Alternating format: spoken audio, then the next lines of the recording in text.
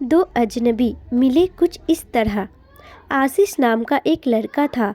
वो मुंबई का रहने वाला था। एक दिन आशीष जब अपने ऑफिस में बैठकर काम कर रहा था, तभी उसका दोस्त कुणाल का कॉल आया।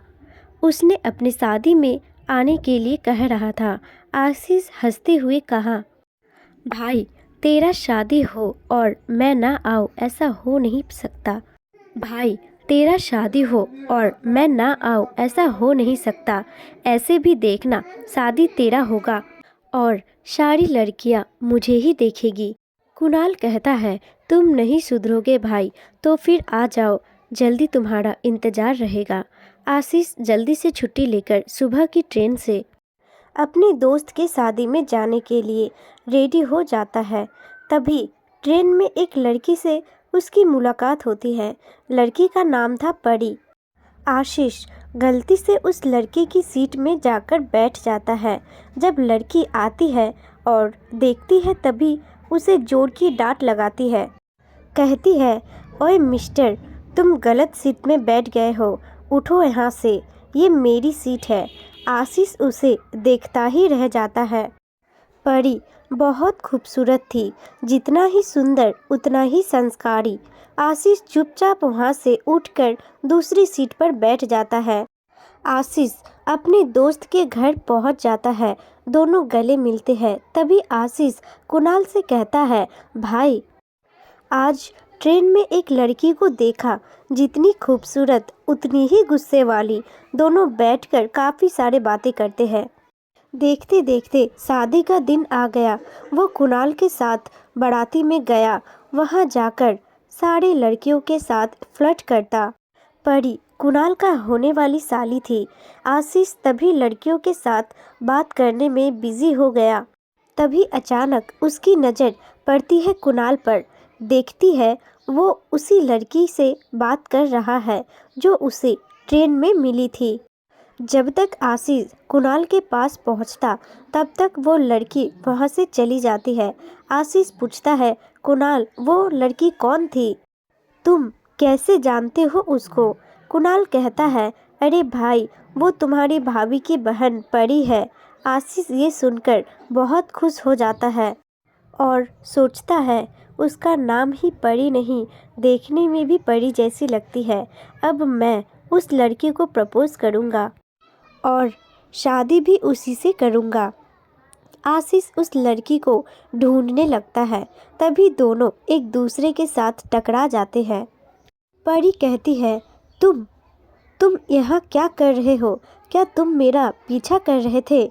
आशीष कहता है, नहीं मैडम जी, मैं आपका जीजा का दोस्त हूँ। क्या तुम मेरे साथ दोस्ती करोगी? परी कहती है, बिल्कुल नहीं, बोलकर वहाँ से चली जाती है। थोड़ी ही देर में शादी संपन्न हो जाती है और सब अपने अपने घर चले जाते हैं। तभी आशीष परी को एक पत्र देकर जाता है। उसमें लिखा होता है, ये मेरा फ़ोन नंबर है, अगर तुम मुझसे दोस्ती करना चाहती हो तो मुझे कॉल करना, तुम्हारा इंतज़ार रहेगा। उसके ठीक 1 वीक बाद आशीष का एक कॉल आता है। उधर से आवाज़ आती है, हेलो हेलो मेरे दोस्त, कैसे हो? ये आवाज़ किसी और की नहीं, परी की थी। आशीष कहता है, तुम कौन? परी कहती है, मैं तुम्हारा दोस्त परी। यह सुनकर आशीष बहुत खुश हो जाता है। फिर दोनों बहुत सारी बातें करते हैं। दोनों देर रात बातें करते, देखते ही देखते परी को भी आशीष से प्यार हो जाता है। आशीष उसे शादी के लिए प्रपोज करता है और परी भी हाँ बोल देती है। वैलेंटाइन डे पर दोनों मिलने का प्लान बनाया। लड़का उस दिन मुंबई आ जाता है। फिर दोनों एक दूसरे से मिलते हैं और समय बिताते हैं। आशीष अपने बारे परी को बताती है, तुम्हारा मेरे लाइफ में आने से पहले मैं बहुत अलग था। सारी लड़कियों से फ्लर्ट करता, बातें करता, पर जब से तुमको देखा, उसी दिन से मुझे तुमसे प्यार हो गया। मैंने सोच लिया था, अब मेरे लाइफ में एक ही लड़की आएगी, वो परी होगी। परी चुपचाप आशीष की बातें सुनता है। तभी आशीष कहता है, परी मुझे माफ़ कर देना, मैं अब पहले जैसा नहीं रहा। जब से तुम मेरे लाइफ में आए मेरी पूरी ज़िंदगी ही बदल गई। मैं घर आने के बाद तुम्हारे बारे ही सोचता रहा।